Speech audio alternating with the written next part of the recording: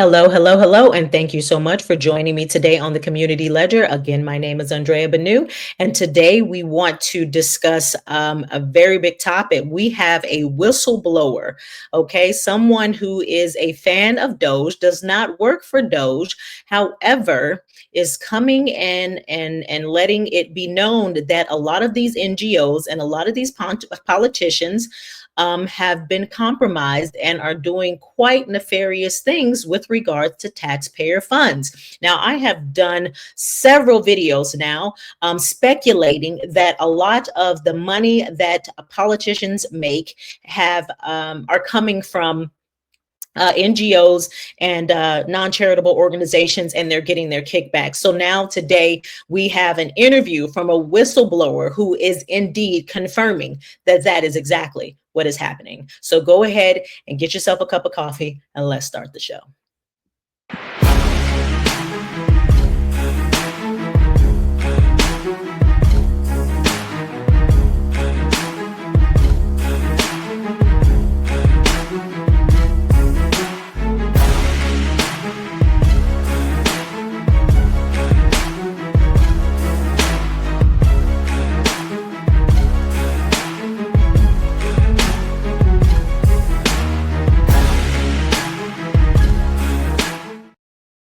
Hello again, and thank you for joining me today on the Community Ledger. If you have not already, go ahead and smash that subscribe button so that I can get all of your support and love, because Lord knows I appreciate it. And so, yes, today's video is going to be from a whistleblower. So this young lady is what many would call a data scientist, okay? And so what she does is just analyze data for a living. And she's been digging, crossing and connecting the dots with a lot of powerful people, tracing where some of this money is going. What are this organization over here, this NGO, this, what is it called? What's the word? I'm sorry. Charitable organization. So, you have all these charities and these NGOs, and they create all of these bogus scientific research projects, et cetera, et cetera. And we're like, why are you sending all this money for transgenders in Colombia? Why would you be wanting to monitor cats on treadmills, things of that nature? So she is stating that a lot of these organizations are, of course, just little propaganda type businesses and organizations as kind of like covers, so that they can filter money through and pay themselves. So I'm gonna go ahead and get in it because it is a fascinating interview. We're on our way right now to meet this data scientist. She goes by Data Republican. She's very, very concerned about her safety and security, so we're going to meet her at an undisclosed location. Her posts have been amplified by Elon Musk on X. She has a relationship with Elon Musk in Doge, and she is deaf, so we're going to use an interpreter for the interview. How did you get the attention of Elon Musk?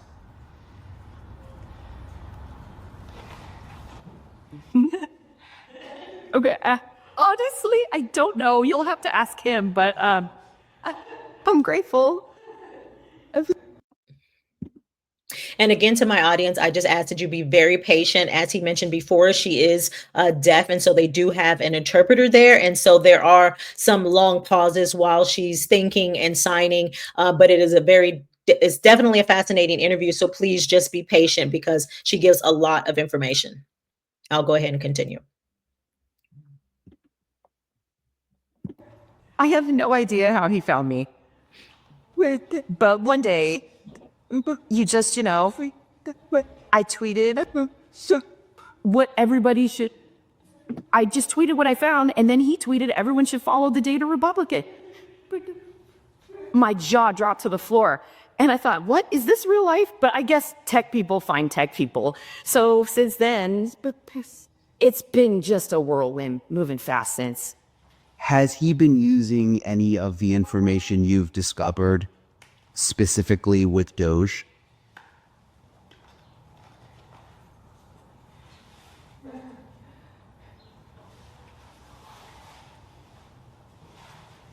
I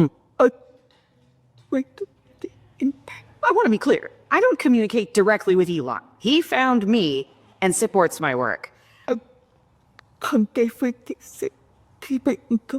But I have communicated with some people that are involved with Doge just on the side. And I don't want to say much more about that, but I have a working relationship. Have you thought about working directly for Doge?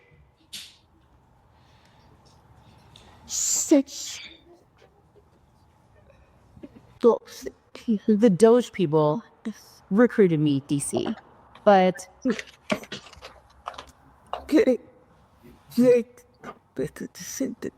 have connected. But it's my personal feeling that I will have more impact where I am right now. And I think that's better for me and for the people to remain separate. And I think they agree with me. What do you say to people who think that this data, these databases, these numbers have been out there for a long time, that they've been public for a long time, and that it's sort of like a publicity stunt that they're getting all this attention now?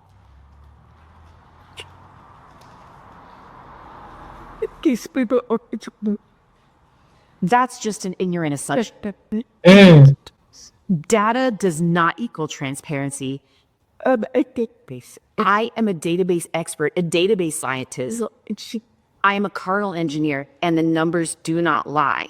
I have many patents on indexes and engineering the databases. And the problem with the databases, it's like you have a gigantic book.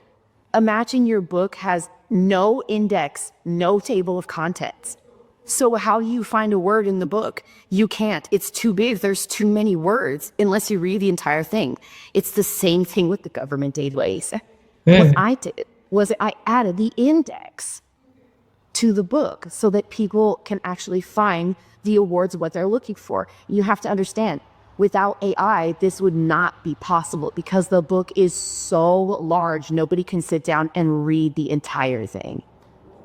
So is it an AI algorithm that you came up with? Is that how you're able to find all of this data that other people haven't been able to find?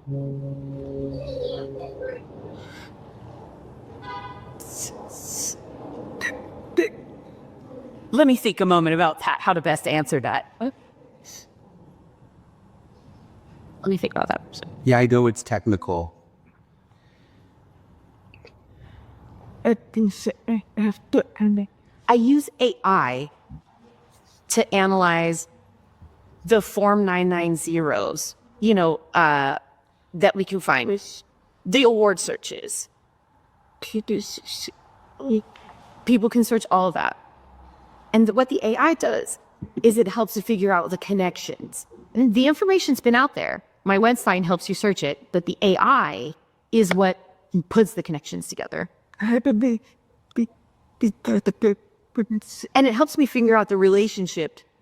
The other use of AI was back in December. And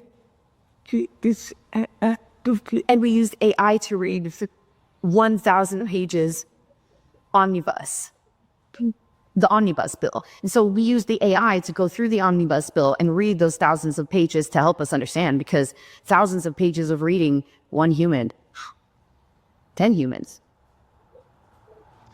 I know your focus was USAID. What's next? Is there a certain part of the government now that you are really focusing in on?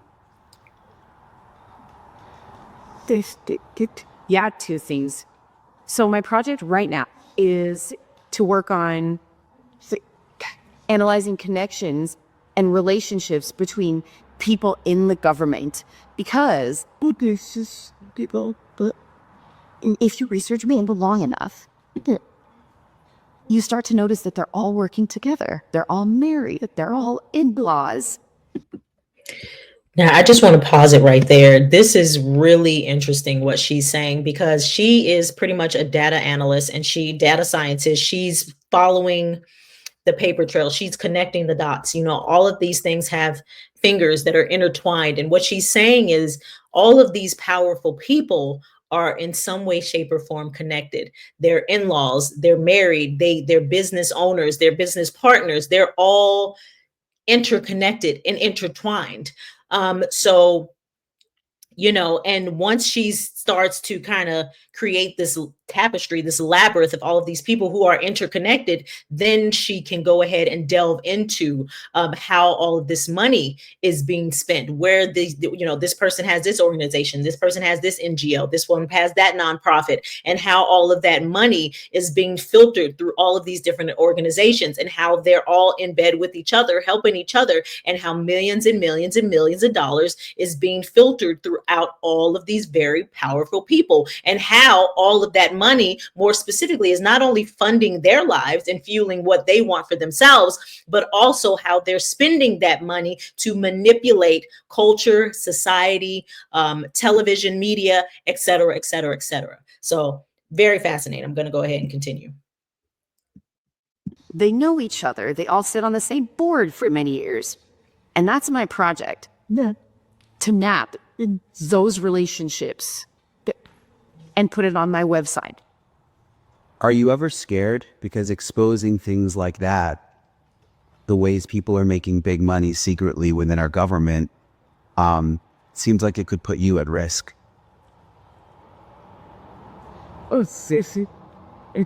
Oh, yes, we had to change the way we live entirely, quickly. But, that calls.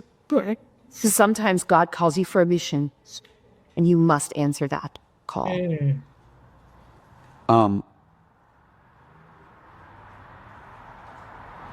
Republicans are in power right now, and President Trump created Doge. But do you think you're going to find a lot of corruption not only with Democrats but also with Republicans? Mm-hmm. Oh, I already did. You see, this structure. You see, the structure of the NGOs, the worst government-associated one, was invented during the communist regime during Reagan. And we did this in order to fight communism around the world, fight the spread of communism. And what they did was they ended up setting up a soft power structure to influence the world to stop the spread of communism in the 80s. Well, the communism that we were fighting. So they created a situation structure where the Republicans and the Democrats work together. And then they decided to create the NED, and it splits. So the NED is split into the National Democrats and then the International Republican Institute. Democrats, Republicans are both under the NED. And the NED was designed to influence the world to stop the spread of communism. So they thought it would be fair. We'll get some money to the Republicans, some money to the Democrats, so that when they influence the world, they're getting both perspectives. But so when the communism in Europe you're fighting fell, the NGOs did not disband. Somehow they got bigger. They got more money. They got more power. And now they've truly become, they label themselves the protectors of democracy. And now they believe that any challenge to them is challenging, quote unquote, democracy. But really, it's the democracy they set up in this soft power structure underneath our null. And it's Democrats and Republicans? Yes. I cannot tell you enough how much both are involved. It is everywhere. Now we even have members of Congress. So we have sitting members of Congress that actually sit on the NGOs right now. They vote in Congress for money for themselves, and they sit on the same NGOs that they're voting to get money. It is a huge conflict of interest, and it's buried very deep. Wow. Do you hear this? Do you hear this? Members of Congress are on the board of specific NGOs, non-governmental organizations, 501c3s, humanitarian efforts, whatever you want to call them, charitable organizations. They're sitting on the boards of these NGOs, these charitable organizations, and at the same time pushing bills and legislation to get those exact same NGOs funded via millions and millions and millions and billions of dollars. Like she said, that is a massive conflict of interest because they are agreeing for government to pay all of this money into this NGO, and then they get their money out of it. That's where they get their kickbacks. And just imagine you're one congressperson, but you're approving and you sit on the board of 5, 10, 15, 20 for 20, however many years you're in office. Wow. Is it all about the money? I think that people, they're the way good. Listen, I think they believe they're doing a good mission. That's say that I believe that they've told themselves that they went for the I think they truly believe that without their influence that the Western world will fall. race with their parents. And it means that their power is top priority. And Also, that also means that obviously their finances are the top priority. So yes, to answer your question, it is all about the money. And again, I'm going to pause it there because she's saying their power is their priority and subsequently their money is the priority, because if we stay in power, then we control this structure. We control how all of this is being operated. Thus, the reason we cannot allow someone who is on the outskirts, like a Donald Trump, who is not a career politician, to come in and infiltrate and get eyes on what's happening here. We cannot afford to have an Elon Musk, again, someone who is not a career politician, who is not an ally in the same manner, to come in and start digging and uncovering all that is happening, right? And we most certainly do not want the public to be privy to all that is happening here. Thus, and so, with regards to what you're seeing right now in this political landscape. But they tell themselves a good story, all villains do. Is there anything specific and new that you're finding recently that you can tell us about? Any certain groups or people? yeah, actually. So, recently, J.D. Vance, he did a speech in Europe. And he told the leaders, if you have a democracy, it means that you cannot censor people. Period. Ooh, and that made a certain group of people very upset. But when I researched all the people who were very loud about how upset they were, they all had connections to these NGOs that are financed by government money. One very interesting person, Norm Isaac. One very interesting person, Norm Isaac, wrote a lot about how to start, kick off, and announce a color revolution. Interesting that he has an NGO called yeah, I look my notes so I can't see it. Yeah. Also, yeah.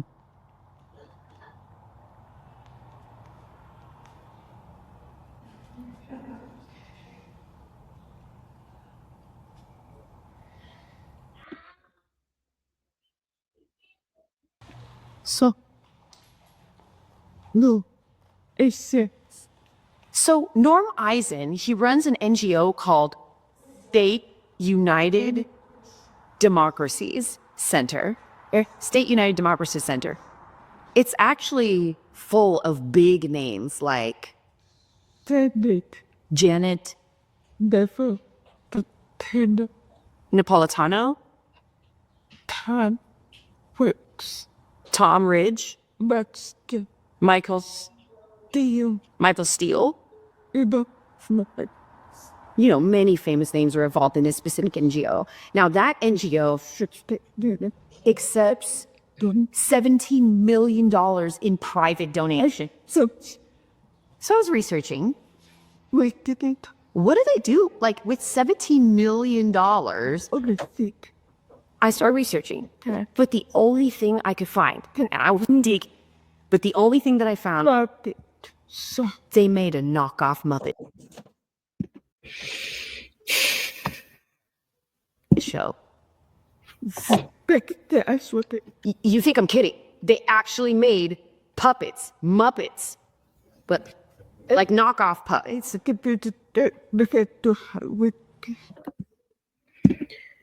Okay, and so again, she's stating that this NGO with all these incredibly wealthy, powerful people created this organization. They get $17 million worth of funding, and all they put together was this very mediocre puppet show. They put it online, gets very moderate views, and that's just supposed to be their, I guess, proof that they're actually doing something good for the community. We have something to show for, but anybody with half a brain knows that it didn't take $17 million to pull that off. So where did the money go?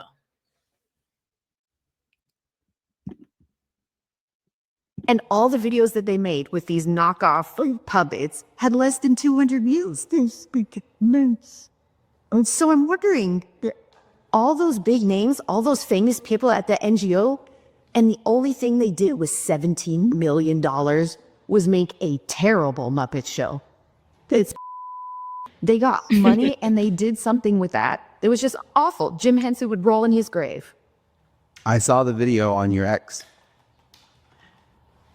Of the Muppet. Yes. Yeah, I know. And it was weird because all the videos had less than 200 views. They didn't even try to promote them with ads or anything. So where did the $17 million go? Big picture, with all the databases you're looking at and taxpayer money, how much do you think is being wasted or stolen?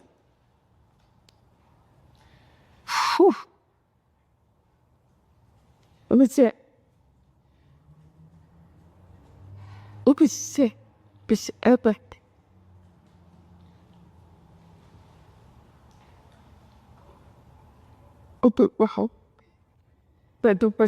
If I had to guess, I would say it's over 100 billion. But what's more important is what they're doing with that money. They're using that money. I'm sorry. If she had to guess, over $100 billion. Over $100 billion is being stolen, misappropriated, received under fraudulent terms, misappropriated. Did I already say that? Just $100 billion. This is insane. This is insane.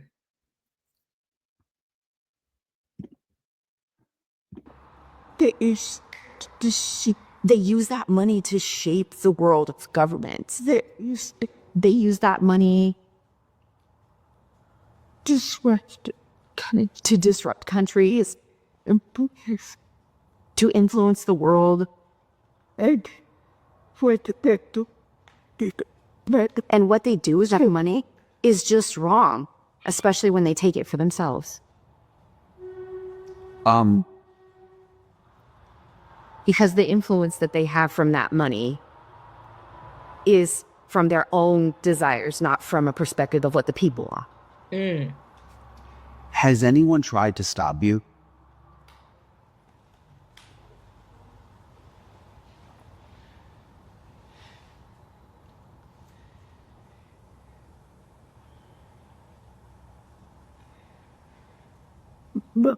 No.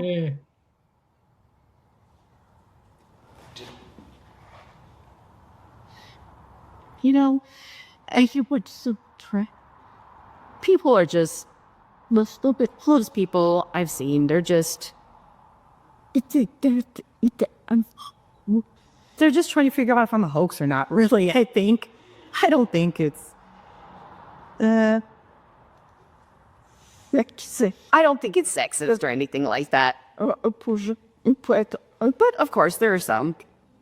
I think sometimes they think it's a hoax because a woman writing all that code can't be real. So it's funny. The most of the comments that I've seen is that they thought I was a man. They're all looking for a man behind this. You have to be careful, though, with your security and your real identity. So you must be concerned. I think the way, please. I think it's at this we must. I think right now it's obvious. I'm putting in some personal details, and I haven't really done a good job hiding my face, really. But we're just trying to buy time to have more security in place. But I doing this work and it's public. I'm just going back a little bit. Can you tell me a little bit about your background, how you were able to come up with these AI tools and know how to analyze the data this way? So I stop it right there. Wow, like, obviously, anytime information like this starts to become public, it can get very, very dangerous. A lot of powerful people do not want to be exposed in this way. And, God bless her, because she does feel like, people need to know. And she feels like she's doing God's work by letting people know that, the government isn't on the level in which they should be. They are not utilizing our funds in the manner in which we would be pleased with. And we are seeing some amazing stuff right now with regards to politics and this government. As I've mentioned before, I was always a staunch Democrat, worked on several campaigns and always voted Democrat. And I really just started to reevaluate the Democratic Party as a whole during COVID. COVID really made me take a step back and analyze government and media, and with a just completely different lens. I wasn't as gullible or as trusting or even just, I guess, blind to what was being told. And it was COVID that really made me start questioning a lot. I remember being sitting on my couch watching the news, and I would see that ticker on CNN with all of those names, not names, but numbers, just the numbers going up of people who had passed from COVID. And I remember looking out my window and being like, something's not adding up. Like going to the grocery store and saying something's not adding up. Seeing people running, walking their dogs and being like, this isn't making any sense. And I just felt like we're being lied to. And I know that statement may piss some viewers off, but truth is truth. It just is what it is. We're being lied to.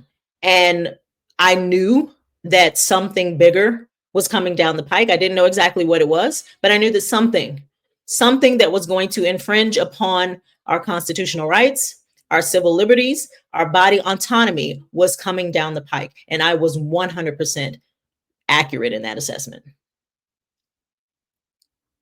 And that woke me up. And then during this last campaign, and Kamala was installed, the picture got a lot clearer. And I've been glued ever since. I have not been able to keep my eyes off of what is happening in our government. There is so much corruption. It is mind-blowing. And I am happy, I am welcoming, I am grateful for this moment in time, because we are seeing such a change. And there are a lot of people, obviously, I know, that are not fans of Trump, not fans of Elon, not fans of the Republican Party as a whole. But at the same time, you have to be able to stand back and evaluate everything. and see both sides of it, good and bad, and say, okay, what is in alignment with what is right for the people? What is in alignment with what is in the Constitution? What is in alignment with my values? And how both sides play into that, how both sides either lift that up or tear it down. And so it is a fascinating moment in time that we're living in right now. And like I said, this interview right now is incredible because for many, many years, it has always been on my mind that um, Congress and a lot of these politicians were getting their kickbacks, and this was a cash cow, and they have been feasting off the backs of American workers via our tax dollars. And now that Trump is in office, that is coming to be a real thing, a reality. And now you've got these whistleblowers who are coming in and saying, absolutely, that's what's happening. 100%. And so in a lot of ways, I feel vindicated. I feel like what I have been feeling was not that far off. And so I'm going to continue. I'm going to continue to watch, see, learn, uncover, seek, dig, and bring as much information as I can to you, whether it be local politics, national politics, and whatever is happening abroad that I think will benefit us as a whole. I am going to share. Okay. And so if you enjoy and appreciate my reactions, my commentary, and the information that I give, please, please, please go ahead and subscribe, like, share, and get in the comments. Tell me your opinion. Tell me your feelings. Tell me what you think about this whistleblower. Do you still feel like Doge is just a farce? Do you feel like Doge is propaganda? Are you starting to sit back and say, there might be something to this? I'm curious. I really am. So please jump in those comments, share. Let's continue the dialogue. Thank you again for joining me on the Community Ledger, and enjoy the rest of your night. Be sure to like, share, and subscribe, and watch the next video by clicking right here.